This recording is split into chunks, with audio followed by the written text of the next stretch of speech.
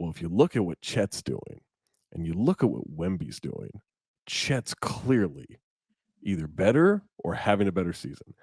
And I need us to put this shit into context because I'm not doing this all season. All right. Jay, hold on. I can see you fucking ramping up. Just hold on a second, okay?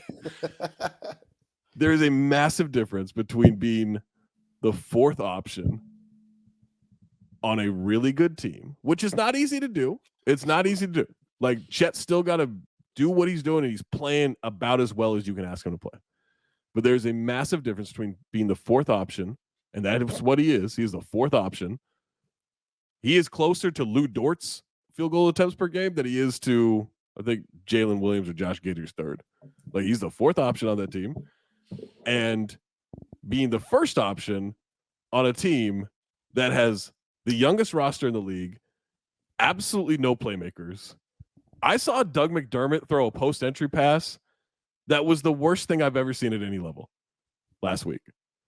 Surprise, it got stolen. It didn't even make it to Wemby. But there is a massive difference between being asked to carry a shit team that has no experience, where Zach Collins is your veteran, and being the fourth option on a really good Thunder team. And so you can't say, like, well, if you look at what he's doing, look at what he's doing. It's not even close to the same role. And so, Jay, I know you have thoughts on this. Will, what do you think? And this whole Wemby versus Chet.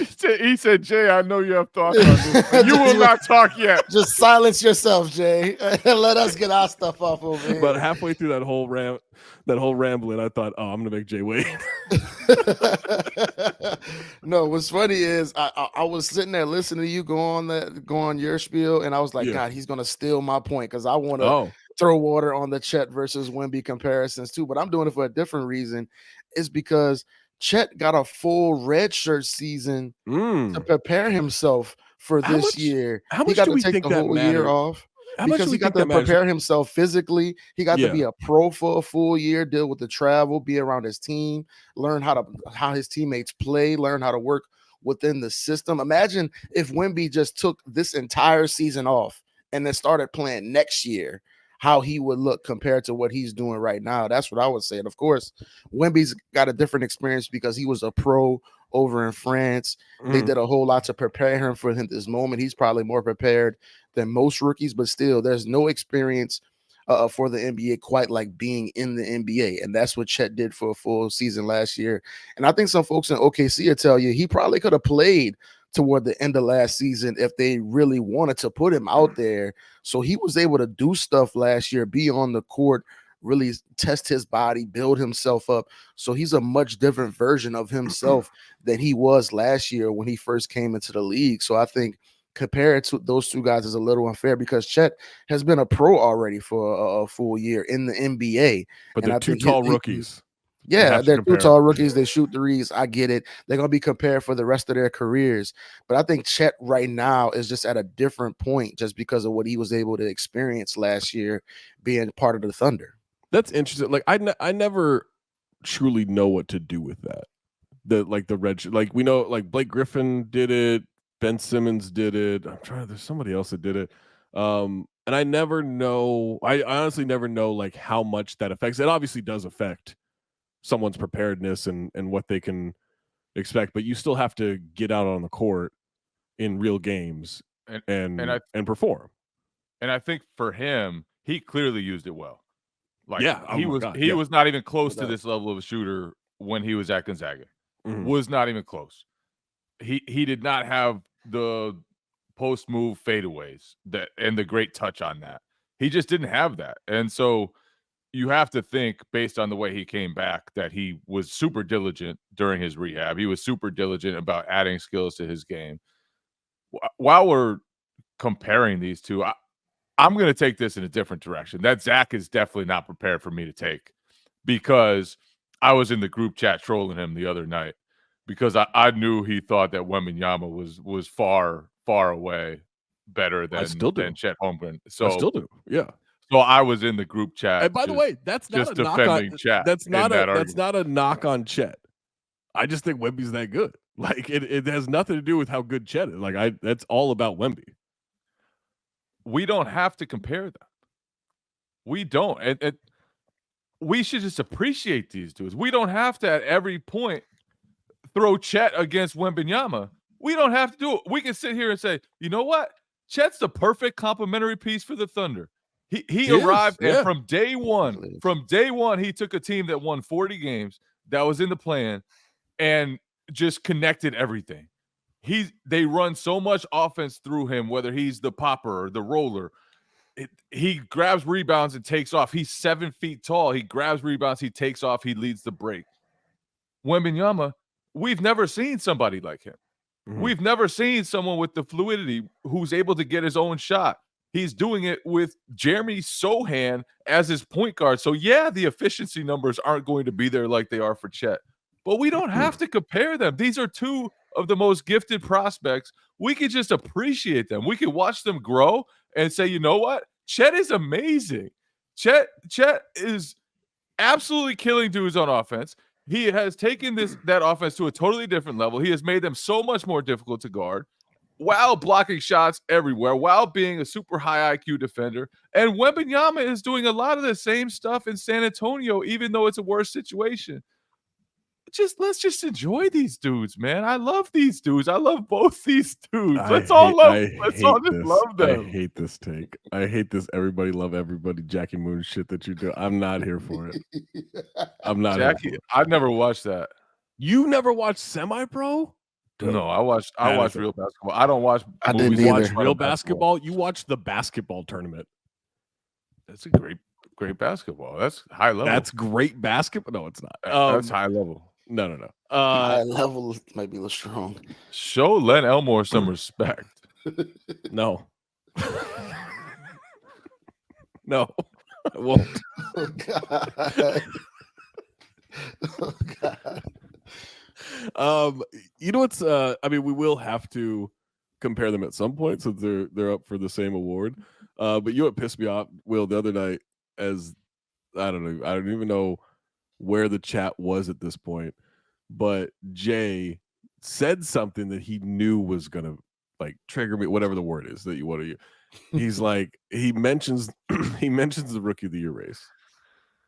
Now, I apologize for any of my friends and respected colleagues that I'm about to take out with this statement, okay?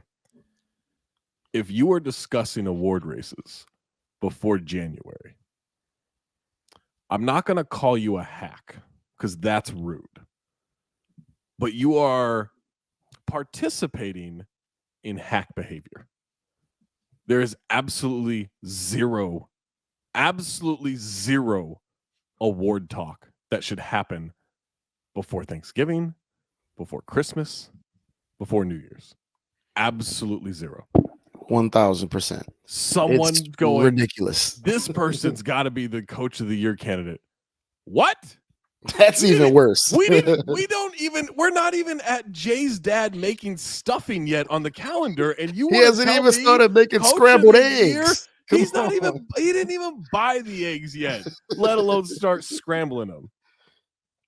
Do not do the award race thing, please. That's Rookie of the Year. Rookie of the Year is somewhat understandable because we kind of knew who the candidates were going to be coming into the year. Like we knew it was going to be Wemby versus the field. Maybe you throw some Scoot in there, Chet. So I could get the Rookie of the Year, but Coach of the Year, MVP, most improved. If you start throwing out most improved candidates, I'm gonna tell you need to go touch grass. Go outside, get some sun on your skin, and experience life. Stop looking at awards, and we got a whole lot of time to do that. I look at it the same way I look at when I'm doing radio. I'm hosting radio. If I take a call, I'm out of things to say. Like a lot of radio hosts will do it, and I don't necessarily fault them. Because it is free content. Having callers call in and they set the topic and then you react to it. It's free content and it's the easiest way to do radio. But if I take a call on radio, it's because I've run out of things to say. If we are doing awards races before January, it means you have nothing to say. That's what I truly believe. And again, that's with all due respect to the colleagues and friends that I have in this business that I don't want to take out here. There are plenty that I do want to take out here, and I hope that the people that I don't want to protect, I hope you take it personally. But for the other ones, I I apologize for the strays you're catching, but it is participating in hack behavior. That's what I would say. Let's just not do it. How many guys on the Thunder would you draft before you drafted a Spur that's not Wembanyama? Like Shea, obviously. Chet, obviously. Sure. Giddey, I think, obviously. The good Jalen Williams, obviously. Yeah. Yeah, and then I'd probably go for Vassell at that point over any of the other guys on OKC. Yeah, I think then Vassell's there. And then maybe Keldon Johnson. Maybe he's the next one after Vassell. I don't think I would go back to the Thunder just quite yet. And then the Thunder have. Then you got to go Dort. Yeah, Dort's up there. Oh, yeah, I'd probably maybe I'd take Dort before Keldon. Keldon is an Olympic gold medalist, right? That's tough. Yes. But no, I think the point is Keldon's good. Keldon's a legitimately good player. I'm not trying to take him out there. I just think it's funny that you got to say Olympic gold medalist with him. But we also do have to give Chet credit for the fact that he's a major contributor on one of the best teams in the West. As much as we're saying, and again, like playing that role perfectly, Will. Like he has been sure. Superb. We just mentioned he's hitting big shots in some of these games. He's had games where he's been the second leading scorer next to Shea. So it's not like he's just kind of along for the ride out there. He's a big part of why they've been one of the better teams in the league so far. His reaction to that game tying 3-pointer was so funny, amazing too. It was so funny. Because nobody else reached that level with him. He just reached a level of enthusiasm. Yeah, and Josh Giddey was just looking at him like kind of quizzically. Like I can't imagine Josh Giddey gets excited about him a whole lot. He just seems like a very mellow Australian.